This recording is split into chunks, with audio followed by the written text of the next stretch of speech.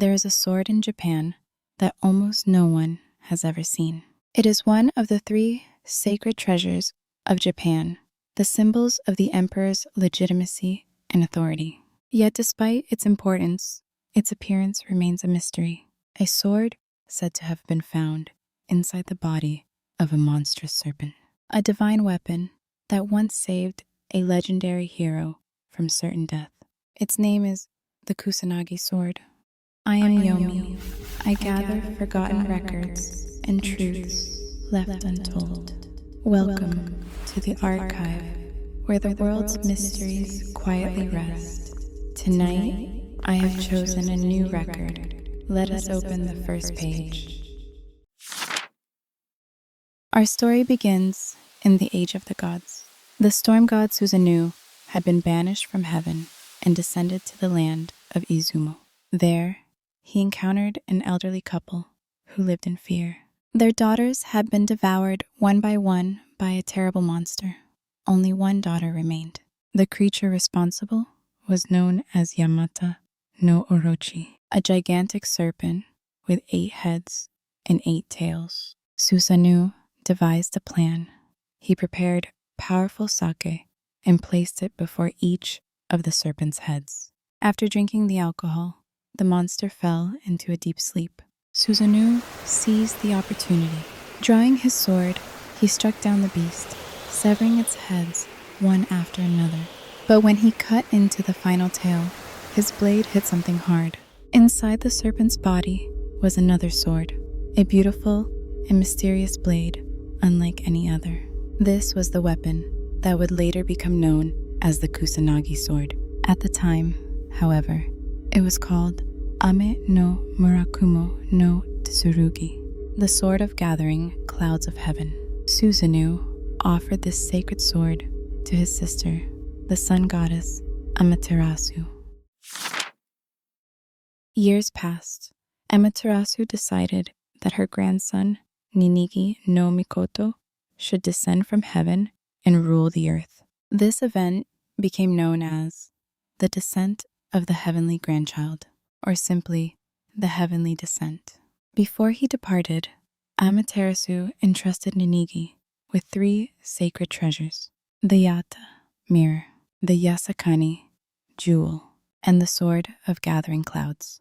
Together, they would later become known as the 3 sacred treasures of Japan. Amaterasu is said to have told Ninigi, "Treat this mirror as if it were myself." Carrying these sacred objects, Ninigi descended to earth, and with him came the divine authority of the gods. The sword had now passed from the world of the gods into the world of men. And so, time passed, bringing us to the year 660 BC. The descendants of Ninigi inherited the sacred treasures. Then one man emerged who would change history forever.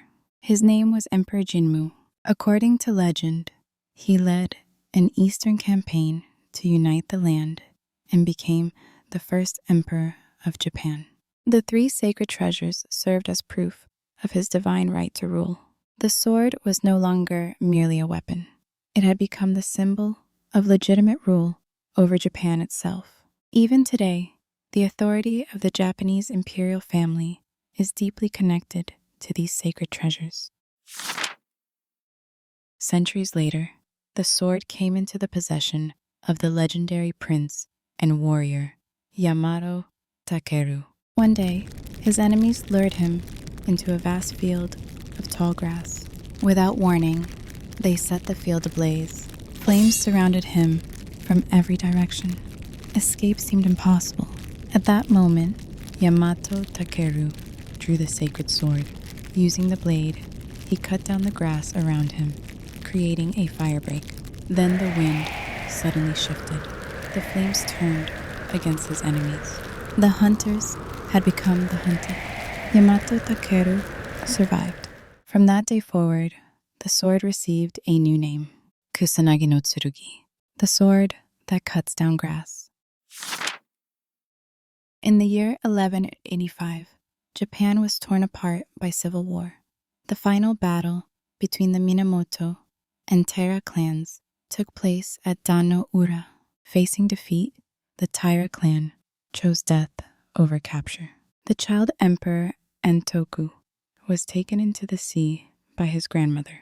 According to legend, the Kusanagi sword sank with them beneath the waves. Yet somehow, the sword later returned to the imperial family. Was it recovered from the ocean? Was another sword substituted in its place? Or does the original blade still rest somewhere on the seafloor? No one knows the truth. Today, the Kusanagi sword is believed to be enshrined at Atsura Shrine in Japan. However, it has never been publicly displayed. Even high-ranking priests are said to have never seen the blade itself. Some historians believe that many emperors never viewed it directly either, a treasure that exists, yet remains unseen. Few objects in human history are surrounded by such mystery. A sword discovered inside a slain monster, passed from the gods to Ninigi, from Ninigi to Emperor Jimmu, and from emperor to emperor for thousands of years. A blade that has witnessed the entire history of Japan. Does the Kusanagi sword truly exist? Or is it merely a legend created to support a nation's identity? Perhaps only the gods know the answer. And perhaps they always will.